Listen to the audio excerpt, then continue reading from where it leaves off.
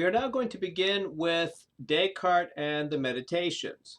However, I have found that I don't like simply skipping directly from the ancient Greeks to the early modern period, some 2,000 years later, as if nothing happened in between time. I think I should say a few words about intellectual developments in this 2,000-year span that we are skipping over.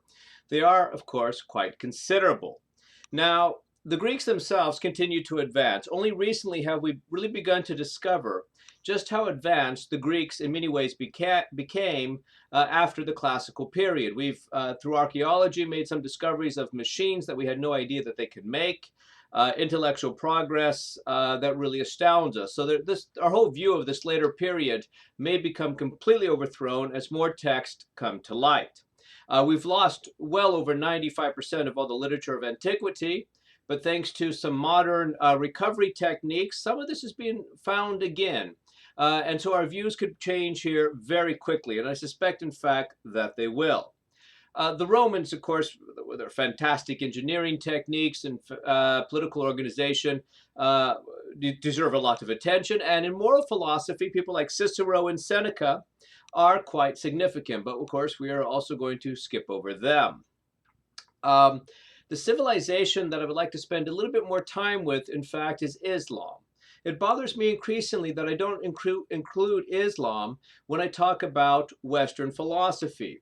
In point of fact, for modern historians, we tend to split the Eurasian world into three: China and its sphere that goes around it, including Japan, India and the countries that surround it, which today would be Pakistan and Bangladesh, and even in some ways Persia as also being part of this Hindu world to a certain extent, though it lies in between.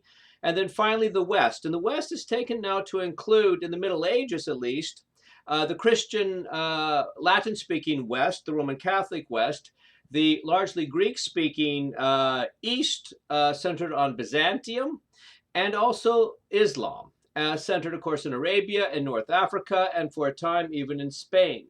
And Islam continued significant philosophical advances throughout the Middle Ages. From the period of roughly 700 to the year roughly 1250, Islam was in fact leading the world in mathematics, medicine, philosophy, astronomy, what we today would call chemistry, and was making really significant contributions to all of these areas. In fact, for a contemporary person, it's kind of amusing to note that in the Middle Ages, occasionally people, Latin-speaking Christians in the West, would use Arabic pen names because then people would take them more seriously. If not, their works would not be read, especially in chemistry. This was a fairly common practice. Now, so Islam essentially translated the Greek text. Typically, this was done in the city of Damascus, and really continued the study of Aristotle and Plato to a very, very high degree. It came to a rather abrupt end in the 1250s.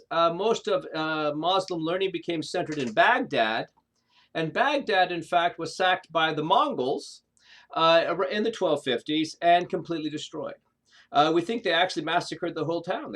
Apparently, they actually emptied the town and killed all the scholars and learning centers of the town, as well as the great library of Baghdad.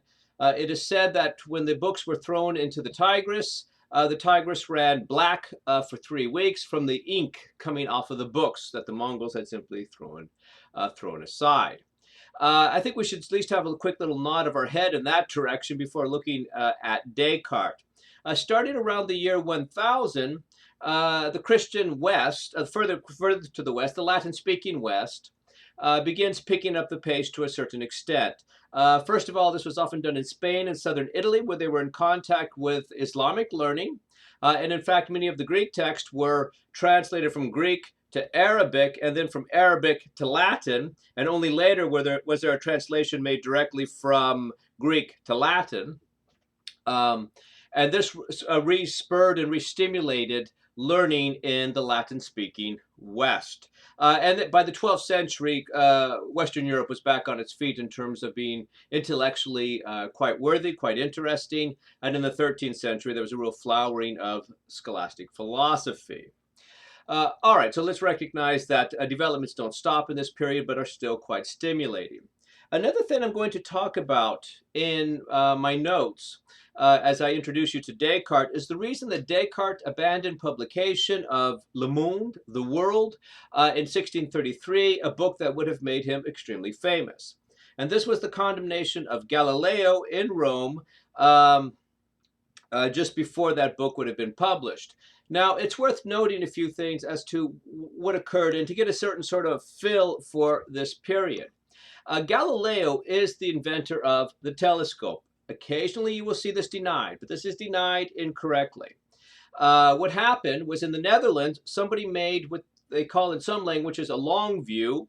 In English, we sometimes use the word spyglass, but we don't use the word very often. Essentially, what a spyglass is, if I can use that term for this, is taking your typical lens that you would wear for bifocals, for glasses, putting them inside a strip of paper.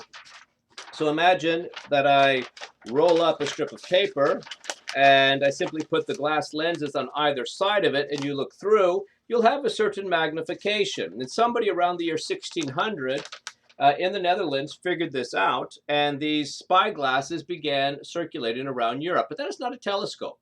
It magnifies things by a power of about 3, and that is about it. But it's not really based on any understanding of optics. One of these fell into the hands of Galileo. He looked through it, he understood the principles, and he made the world's first telescope, which magnified to a factor of about 8 to a factor of about 10. So by understanding the principles, he made something that was much more powerful. With this, he observed moons going around Jupiter. We still call these the Galilean moons. And he also saw phases of Venus. Now that's very significant. Venus has phases just like the moon. The new moon, the crescent moon, the full moon. Those are the phases of the moon. Venus also has phases, and from these phases you can work out the relative position and motions of the Earth, Venus, and the Sun. And what you observe is that both Venus and the Earth are going around the Sun. It's not Venus and the Sun going around the Earth.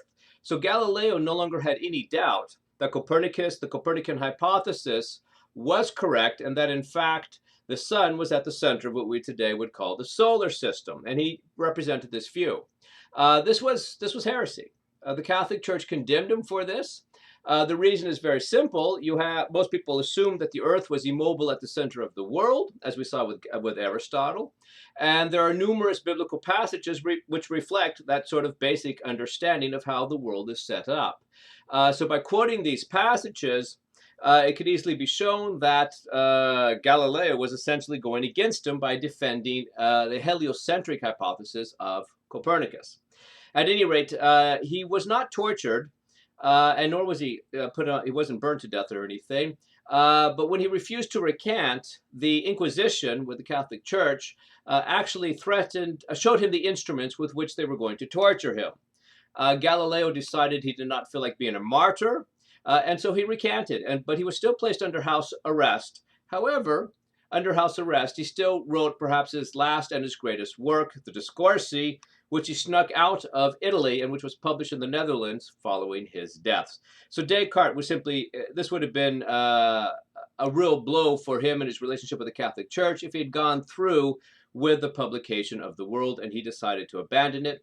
11 years later, in 1644, the situation had changed. The mistake of the decision of Galileo had become widely known to many people. Following the trial, everybody looked at Venus with a telescope. Everybody saw the same thing as Galileo and understood what it meant, thanks to the publicity of the trial. So by 1644, when Descartes did publish these ideas, there was no longer much in the way of resistance to them. Most religious figures just wanted to pass the whole issue under silence. I have a little bit more to say, but I think I'm going to make a short break here so this video does not become excessively long.